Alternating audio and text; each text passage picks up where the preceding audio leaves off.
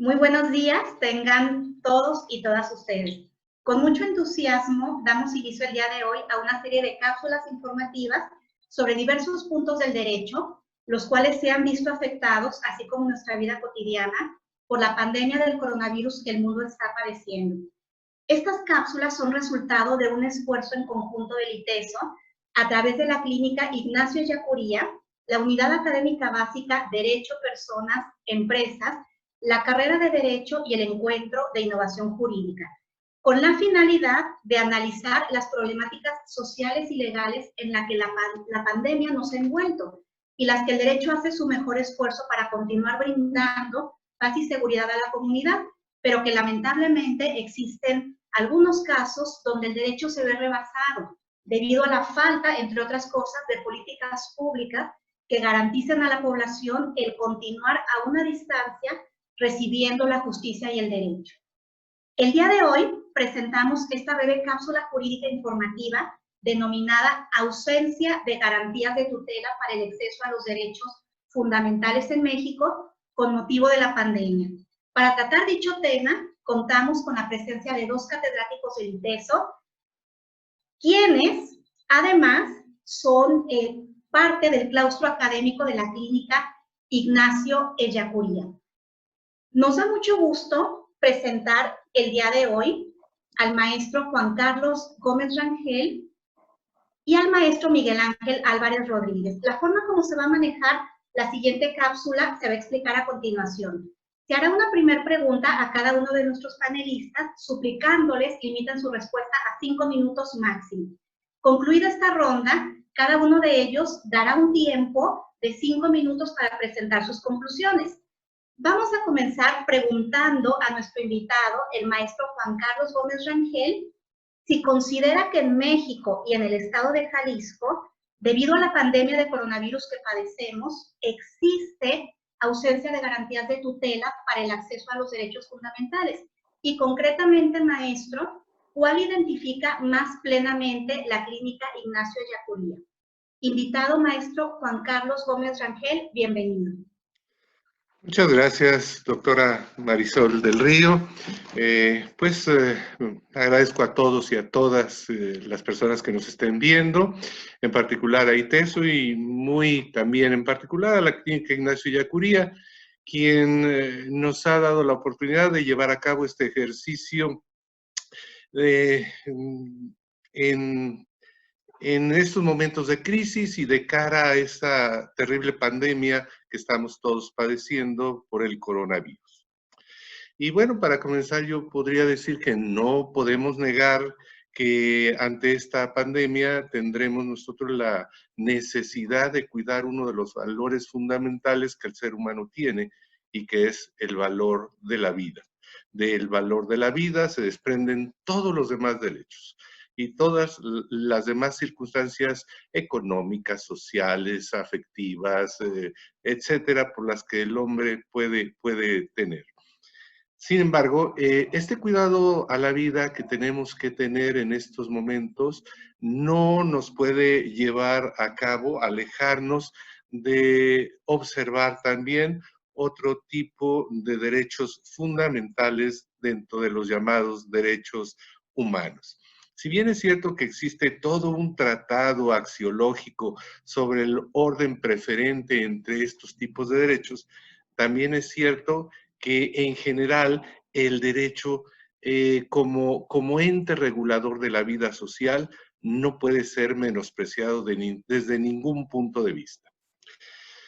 Si nosotros nos remitimos a los orígenes de las civilizaciones y observamos que cuando el hombre aparece sobre la faz de la tierra y observa su vulnerabilidad ante la naturaleza, y es curioso, es lo que nos está pasando en estos momentos, observamos nosotros cuán vulnerables somos ante seres microscópicos de la naturaleza, como son este tipo de bichos, de gérmenes, de sabradios que son. El hombre buscando seguridad se reúne en tribus, en hordas, en clanes y trata de darse unos a otros esa seguridad. Sin embargo, imaginemos nosotros aquellas incipientes sociedades donde era difícil tener controladas 500 o 1000 personas. Y ahora comparémoslas con las sociedades actuales. Comparemos aquellas pequeñas tribus con la zona metropolitana de Guadalajara, donde tenemos 8 o 9 millones de personas aglutinadas. Definitivamente el hombre primitivo, igual que el hombre actual, observa que la única forma como puede llevar a controlar estas aglomeraciones es mediante la creación de normas de observancia general y de aplicación obligatoria a su sociedad. Y así es como se crea el derecho. En estos momentos, nosotros observamos, la clínica Ignacio Ellacuría observa, que lamentablemente las políticas que ha seguido el Estado, en general el Estado mexicano, a nivel federal y a nivel local, porque desafortunadamente siguiendo un principio medio metafísico que dice como es arriba es abajo y como es abajo es arriba, el Estado de Jalisco no se aparta de lo que hace la federación. Pues el Estado de Jalisco y la Federación han seguido una política que amerita poder afirmar que se está violentando el Estado de Derecho al no estar aplicando debidamente el derecho. ¿Y en qué consiste esta política? Bueno, como parte de la posibilidad de evitar el contagio, el Estado a nivel federal y a nivel local creó el aislamiento social. Y los poderes judiciales, la Suprema Corte de Justicia de la Nación y el Supremo Tribunal de Justicia del Estado, vieron como única opción el cerrar sus puertas. El cerrar sus puertas y el no administrar en general justicia a la población. Para que nadie se desgarre las vestiduras, si bien es cierto que existen materias, la materia penal, la materia administrativa, en materia de cuestión familiar existen tribunales de guardia para atender asuntos que se denominaron urgentes, como son los juicios de alimentos y algunos otros de esta naturaleza. También es cierto que en general todos los asuntos de naturaleza civil y familiar que no se consideraron urgentes están incrementando el rezago judicial que ya se tiene de años y años en los poderes judiciales.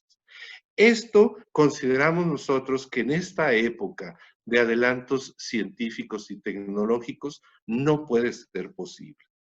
¿Por qué? Porque se va a dañar más la economía cuando regresando nosotros a la vida común, observemos que aparte de los daños en los trabajos, en la economía en general, tenemos una sociedad colapsada en el aspecto jurisdiccional que crea desde luego una inseguridad al inversionista y en general a la población que siente que no se le ha atendido en sus necesidades. Se ha violentado el artículo 17 constitucional, que palabras más, palabras menos nos dice que toda persona tiene derecho a que se le administre justicia por los tribunales que el Estado tenga en forma pronta, gratuita y expedita. Esto en la actualidad no está siendo una realidad y nos va a sumar al rezago judicial y desde luego a la inseguridad cuando volvamos, porque seguros estamos, volveremos a la vida normal y cotidiana. Gracias. Muchas gracias, maestro Juan Carlos. Muy interesante su reflexión. Y bueno, en medio de esta falta de políticas adecuadas que el Estado ha implementado, damos la palabra para que nos retroalimente con este tema al maestro Miguel Ángel Álvarez Rodríguez. Estimado maestro, desde tu perspectiva, ¿cuál podría ser la manera como el Estado mexicano puede garantizar a su población estas garantías de tutela para el acceso a los derechos fundamentales en medio de una crisis como la que estamos viviendo? Tienes la palabra, maestro, bienvenido. Muchas gracias, Marisol. Muchas gracias, maestro Juan Carlos. Yo quisiera retomar un poco el hilo, nada más para mencionar algunas directrices o cuestiones que el Estado mexicano debería asumir. Están las directrices esenciales para la incorporación de la perspectiva de derechos humanos, emitida por las Naciones Unidas, por el Alto Comisionado. También tenemos, digamos, la Declaración de la Corte Interamericana 1/20 del 9 de abril de 2020. Y, digamos, también tenemos la resolución 1 del 2020 de la Comisión Interamericana de Derechos Humanos, donde precisa las maneras en que, digamos, los estados de las Américas y en el caso de la ONU, los estados partes, tienen que hacer frente a la crisis. Lo primero y fundamental para hacerlo, digamos, un resumen muy sucinto, es que no se deben delimitar a priori, digamos, los derechos. Es decir, tiene que haber una justificación real. Y lo segundo es que tampoco los gobernantes, en este caso el Ejecutivo, puede tomarse atribuciones más allá de las estrictamente necesarias. Y en este caso quiero retomar en esto las cuestiones esenciales. Ya en el posicionamiento de la Barra Mexicana Colegio de Abogados, el capítulo Jalisco ha mencionado de manera muy atinada que parte de las cuestiones esenciales radica en la procuración e impartición de justicia, que es una de las partes fundamentales que se debe resaltar, es decir, es una cuestión prioritaria. Y en ese sentido no se puede dejar de lado, digamos, una carencia fundamental en las políticas, no de este momento, sino desde hace ya bastante tiempo, que tiene que ver con el rezago, digamos, en cuestiones tecnológicas del Poder Judicial, principalmente el Poder Judicial del Estado de Jalisco, y no solo del Estado de Jalisco, sino también un rezago en este sentido que ha propiciado evidenciar estas dificultades. Y lo segundo, tampoco se puede dejar en estado de total indefensión a aquellas personas que necesitan el acceso a la justicia. Pero por otro lado, a mí me parece que es una situación sumamente complicada las atribuciones excesivas que algunos gobernadores se han tomado. En el caso concreto del Estado de Jalisco, digamos, el gobernador a partir de un acuerdo emite, digamos, una serie de sanciones y restricciones a los derechos que no le están permitidos. Eso me parece sumamente preocupante. Es decir, el gobernador se está tomando atribuciones y facultades exclusivas, digamos, de la federación, en este caso del Poder Ejecutivo Federal, y está restringiendo derechos fundamentales. Me parece que no podemos quedarnos calladas y callados, es decir, ante una emergencia, efectivamente, se tiene que buscar, digamos, el derecho a la vida y el derecho a la salud, pero esto no implica tampoco, digamos, restringir otros derechos y tampoco violentar la Constitución y los tratados internacionales. En ese sentido, yo apelaría a que tanto la sociedad como nosotros mismos procuremos y pidamos al gobierno que respete y que conozca, digamos, estos lineamientos internacionales para el respeto a los derechos humanos y que efectivamente, redondeando un poco, y con esto termino con lo que dijo el maestro Juan Carlos, efectivamente, un aspecto fundamental es la procuración de justicia.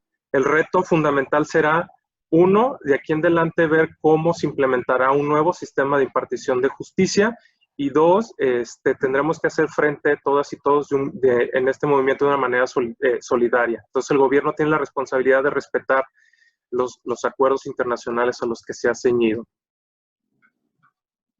Muchas gracias, maestro. Muy interesante, maestro Miguel Ángel, tu reflexión en torno a los derechos fundamentales y cuál es el reto de cómo se van a implementar próximamente este nuevo sistema de impartición de justicia. Maestro Juan Carlos, regresamos con usted para que en 5 minutos, si es tan amable, nos pueda dar sus conclusiones. Muchas gracias, doctora Marisol. Bien, miren, yo quisiera aprovechar este espacio para comentar lo siguiente, haciendo eco a lo que acaba de decir el maestro Miguel Ángel y haciendo eco también al posicionamiento de la Barra de Abogados y del capítulo Jalisco que nos menciona el propio maestro Miguel Ángel, por lo siguiente. Efectivamente, tanto el gobierno federal como el gobierno del estado han emitido sendas recomendaciones en las cuales se hace un análisis de las actividades de las actividades a las que nos dedicamos en general las personas en la sociedad, y se ha caracterizado por actividades que son prioritarias y actividades que no son prioritarias, de tal manera que han cerrado todos aquellos negocios que se consideran no prioritarios. Respecto a los negocios prioritarios, curiosamente, quisiera yo señalar, se determinó que los bufetes jurídicos y las notarías son actividades prioritarias. Y son actividades prioritarias precisamente porque garantizan la paz social, porque garantizan el equilibrio de las sociedades. Pero ¿dónde vamos a trabajar los litigantes, los despachos jurídicos, si los tribunales están cerrados? Por ese motivo yo arribo a la siguiente conclusión. Definitivamente en esta época en la que nos está tocando vivir, que estamos viviendo en el siglo XXI y que nos estamos maravillando con tecnologías como la que ahorita en estos momentos nos convoca, ¿verdad? No es posible que los gobiernos federal y estatal en materia de impartición de justicia no hayan tomado las providencias necesarias para que la impartición de justicia no se hubiera detenido. Esto no puede volver a suceder. Nosotros tenemos que tomar conciencia y cobrar experiencia en esto que estamos viviendo para que en lo futuro los gobiernos implementen las políticas necesarias, estableciendo que parte de estas políticas les corresponde en exclusiva concretamente al poder judicial de cada uno de estos gobiernos. Voy a lo siguiente. La Suprema Corte de Justicia de la Nación, y voy a leer el dato para no cometer un error, estableció que el Consejo de la Judicatura Federal, a través de la Unidad de Consolidación del nuevo Sistema de Justicia Penal y la Dirección General de Tecnologías de la Información, implementó el llamado Procedimiento de Desarrollo de Audiencias por videoconferencia en tiempo real, con la presencia continua de todas las partes intervinientes para su implementación en los centros penitenciarios. Esto es, la Suprema Corte de Justicia de la Nación de alguna manera contempló esta posibilidad, pero exclusivamente para la materia penal. Si ya estamos atendiendo esta situación, yo creo que no es sano simple y sencillamente a manera discrecional señalar qué tipo de asuntos sí, qué tipo de asuntos no. El derecho en su aplicación es importante en todos los ámbitos. Por tal motivo, yo considero que deben de implementar los gobiernos federales y locales mecanismos tecnológicos para que la justicia se pueda aplicar. Existen programas como el programa Remote Courts, que es aplicado en países primermundistas y que permite llevar la justicia a las poblaciones más lejanas. Y para que, vuelvo al caso, nadie se desgarre las vestiduras, curiosamente, este programa que comenté yo de la Suprema Corte de Justicia de la Nación, pues curiosamente este programa se maneja en una plataforma de Telmex, que puede ser un proveedor para este tipo de gobiernos locales, un proveedor mexicano, para que nadie diga que vamos a entregar nuestra justicia a plataformas extranjeras. Yo creo que debemos de tomar experiencia y que esto nos sirva de lección para que la justicia jamás se detenga. Gracias. Muchas gracias, maestro Juan Carlos Gómez Rangel. Como usted dice, ojalá que la experiencia sirva a los gobiernos y al Poder Judicial para tomar cartas en el asunto e implementar herramientas tecnológicas. Muchas gracias. Maestro Miguel Ángel, tiene 5 minutos para su conclusión, por favor. Quisiera solamente retomar de manera muy específica algunos puntos. El primero, y que me parece fundamental, es que por ningún motivo pueden existir estados de excepción sin la debida justificación y fundamentación de acuerdo a las directrices y tratados internacionales y de acuerdo a la propia Constitución política de México. Es decir, nadie puede tomarse atribuciones como gobernante para restringir los derechos humanos de las personas. Porque este argumento lo que nos llevaría, si seguimos el hilo, es a situaciones totalmente peligrosas que ya hemos visto en situaciones de fascismo o en otras situaciones de estado de excepción, que a partir de un argumento, digamos, de protección de un derecho, se terminan vulnerando otros. Eso me parece que es fundamental. Por eso existen las directrices. Y ningún gobernante puede pasar por encima de los derechos humanos. Eso me parece fundamental. Lo segundo que quiero hacer es, digamos, lo que tiene que ver con la tecnología. Es decir, la tecnología es un elemento que tiene que ser incorporado tanto en el sistema de salud, porque el sistema de salud hemos visto que está rebasado y no hay suficientes elementos tecnológicos para atender la situación. Tecnológicos me refiero desde cuestiones tan simples como tener todo el equipo médico de protección para las y los trabajadores del sistema de salud, como para las personas que son atendidas, pero también el sistema de impartición de justicia.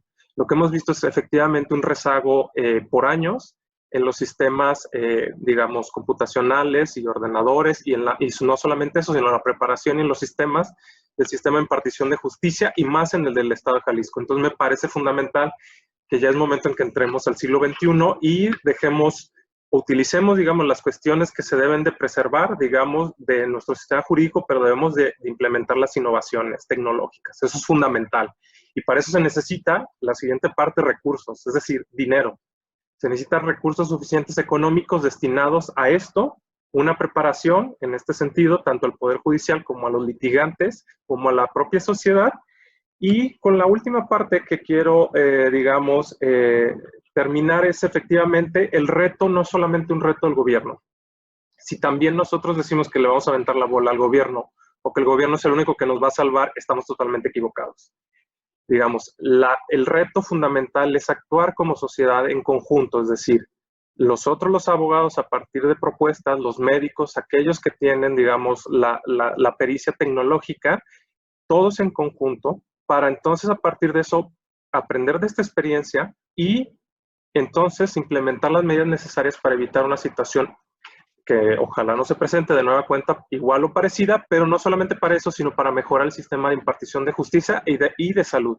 Yo creo que estos dos elementos, actuar como sociedad, no solamente criticando, sino proponiendo, que me parece fundamental, y ir de la mano del gobierno es lo que nos permitirá realmente salir de esta crisis sanitaria y de esta crisis que me parece que ya estamos entrando también en una crisis de impartición de justicia y una crisis económica.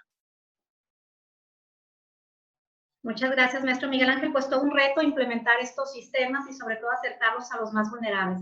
Muchas gracias por su valiosa participación y agradecemos profundamente a todas y todos seguirnos en este panel y la invitación es para continuar con su valiosa presencia en los próximos eventos. Muchas gracias a todos.